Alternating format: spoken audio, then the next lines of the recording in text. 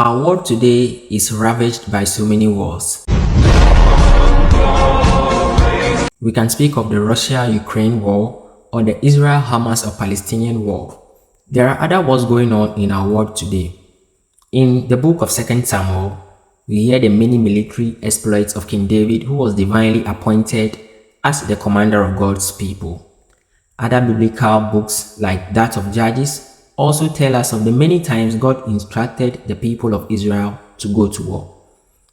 In light of these passages, it is difficult to justify a strictly pacifist position, that is, the stance that war is forbidden for God's people.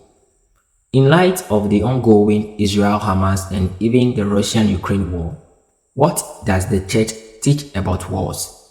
This is Brave Catholic Voices.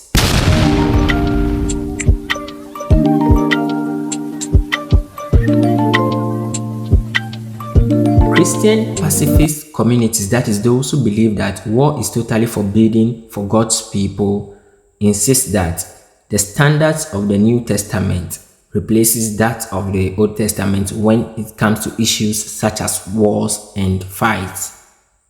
They cite, for instance, Jesus' command in the gospel that offer no resistance to one who is evil, and also the warning that one who takes the sword will perish or die by the sword. Nevertheless, the New Testament also contains St. Paul's statement that the civil state does not bear the sword without purpose. It is the servant of God to inflict wrath on the evildoer.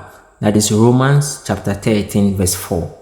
Natural law allows for self-defense, and scripture also commands us to defend and rescue the lowly and the poor, and also deliver them from the hands of the wicked. In light of all this, some Christians have reasonably argued that sometimes war is justifiable. In fact, that justice and charity may sometimes demand our engagement in war to defend the poor and the lowly.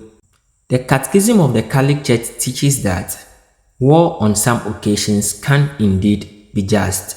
That is, public authorities can impose on citizens the obligations necessary for national defense, but the strict conditions for legitimate defense by military force require rigorous consideration. This means that all other means to resolve the issue, such as dialogue, must have proven futile. Meanwhile, the Church urges all people, especially governments, to work for peace, not just for the avoidance of war or the uneasy balance of power between adversaries, but for the creation of just conditions that lead to social and political tranquility.